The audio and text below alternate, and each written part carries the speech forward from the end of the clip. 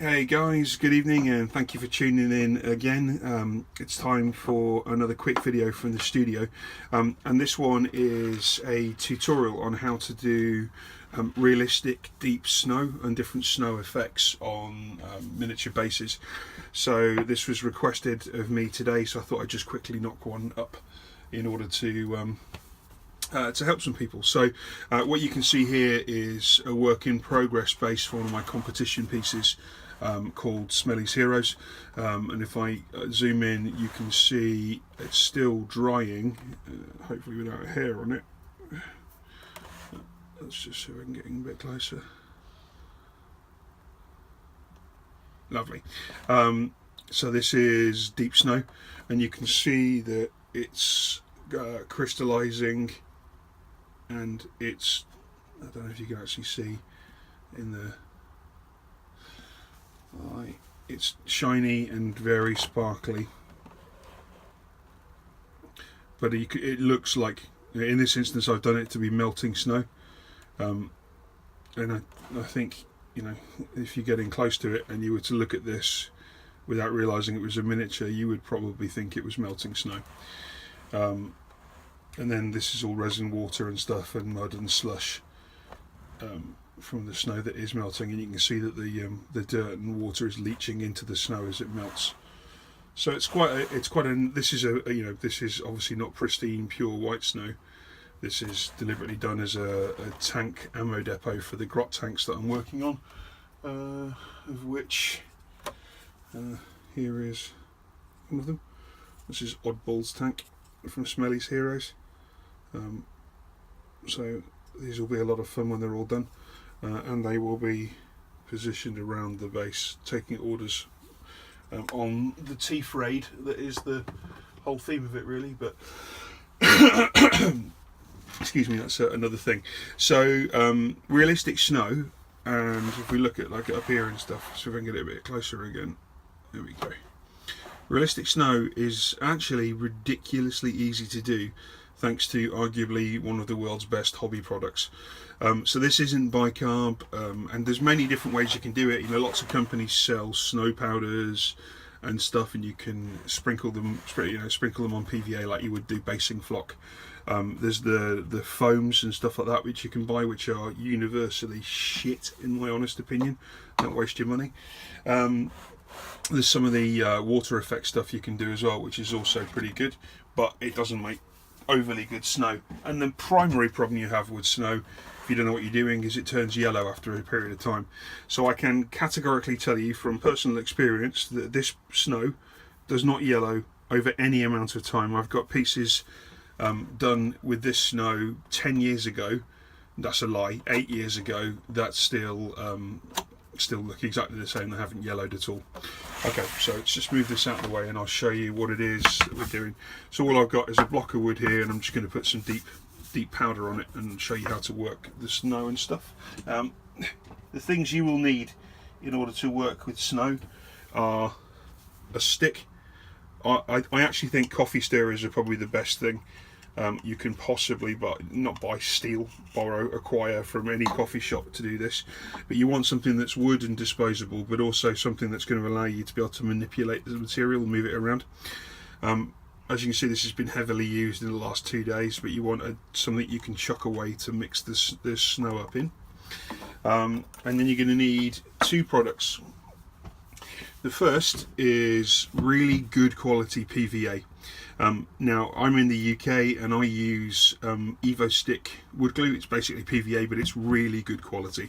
The cheaper the PVA, and it does help, you can do different effects with the different types of glue, but the cheaper the PVA, the thinner and more waterlogged the snow will look, and the better the PVA, the thicker, more luscious and deeper you can build the powder. Okay, and then the secret of the snow, which is no real secret, but is this. So this is a pack of Woodland Scenics Soft Flake Snow. I do not know how they make this. I don't know if it's the tears of unicorns or whatever else, but it's incredible. So it's basically synthetic snow. Now you could just paint your base with with PVA and sprinkle the flock on, it doesn't look anywhere near as good. It still looks like a very good snow product, but it doesn't look anywhere near as good.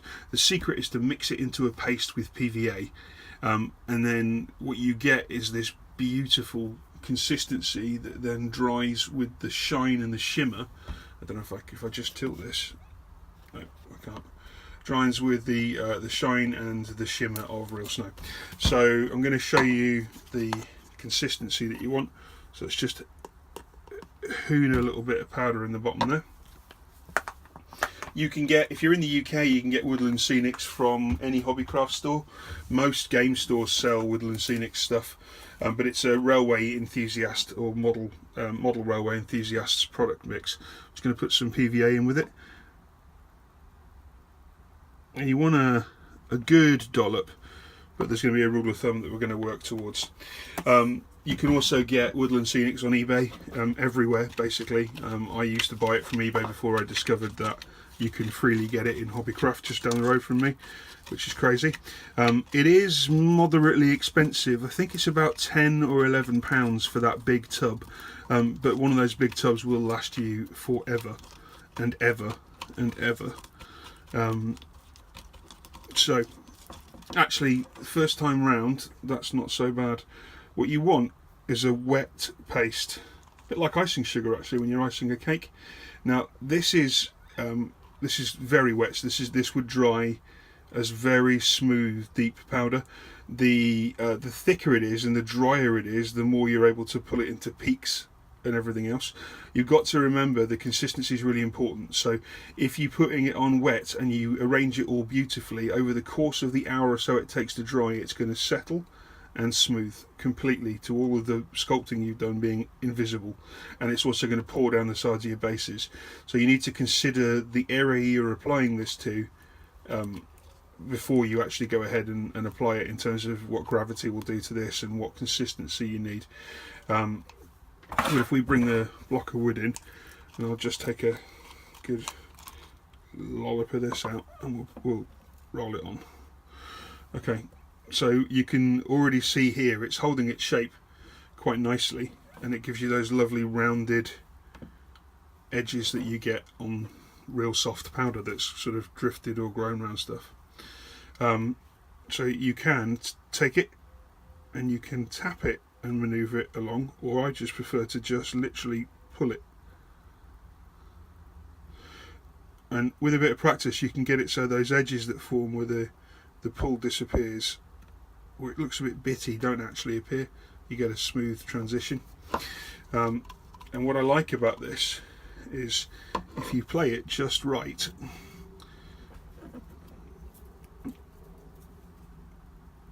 just manipulate it a bit.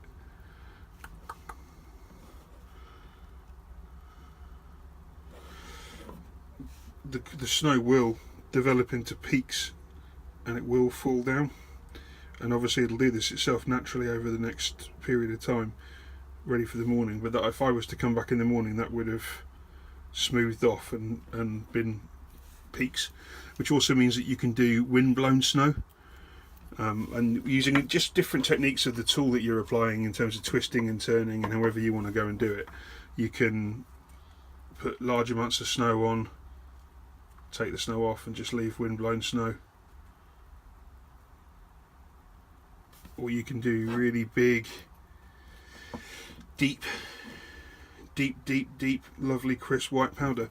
As the PVA starts to dry, what you're then able to do is to put impressions in the snow. Obviously it's not going to work now because the PVA is wet, but you can add impressions into the snow, or you can actually push your miniatures direct into the snow and they'll set like concrete, and they will look like they're embedded in the snow over their toes.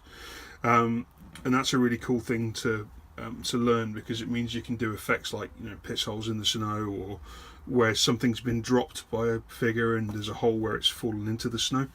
I don't know if you'll be able to see it on this one, but so obviously when you take a pea in snow, it melts, and here we can see that the goblins have taken peas in snow and I've pushed the holes in, and it's all kind of leaching through. And here actually again as well, it's nice.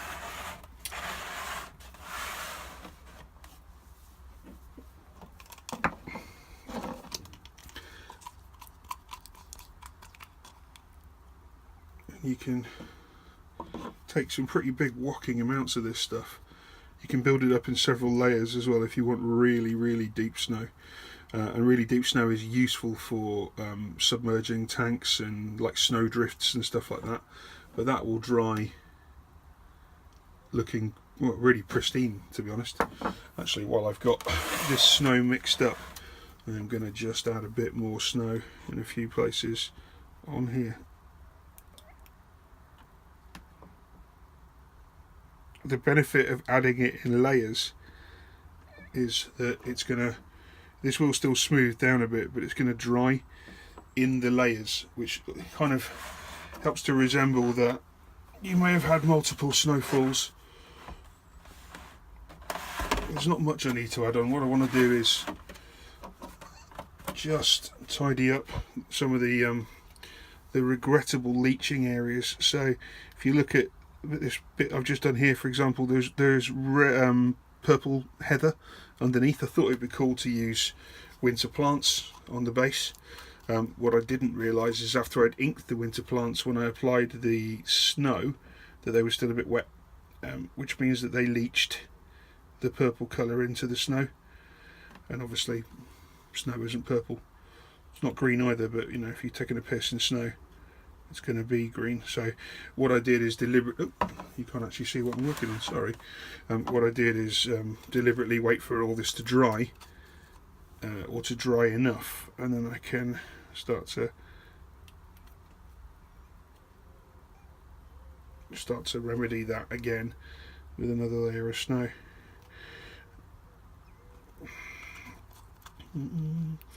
But Woodland Scenics do a whole load of products actually. Their water effects are absolutely phenomenal, as in the best water effects on the market. This snow is utterly peerless on the market. Lots of people in our hobby still don't really know about Woodland Scenics, which is quite odd to me, but I suppose it is it's a railway enthusiasts product line primarily. So what I'm going to do now is dip and then pull, and then I'm going to just feather that a bit because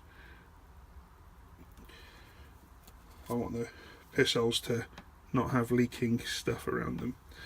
Okay, and as I've got a whole wodge of snow here, I'm just going to thicken up this fall a little bit so it looks like a drift. And I might as well, it's one of the things that's quite emotional about doing this actually, is you spend ages painting a base when you get it to look really nice, and then you come along with the snow afterwards and you just cover it all up. But it is vital to do it. If you're going to do it, you might as well do it properly, and doing it like this is vital. Okay, good. I might just put a little bit while I've got some on here.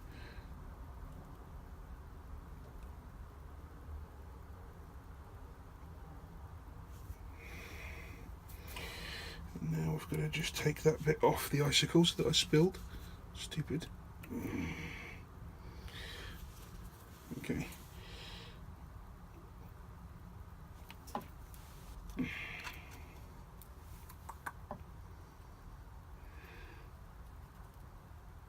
Roll and pull. Gives me wind-blown snow. Lovely. Okay, so excuse my terrible language all the time. I hope there aren't too many children watching this, but if you are watching this, well done, because you're into something that's pretty cool instead of crack and crap like that.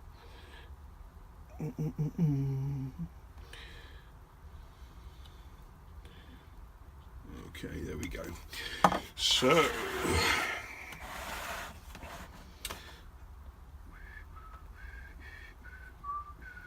there we go.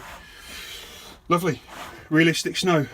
Wasn't that easy? And that's starting to set nicely now. Thanks for tuning in for this latest very quick tutorial. Guys in the Angels Command, shout out to you guys from Poppy's Angels who asked me how to do this. Big love everybody, and see you soon. Bye.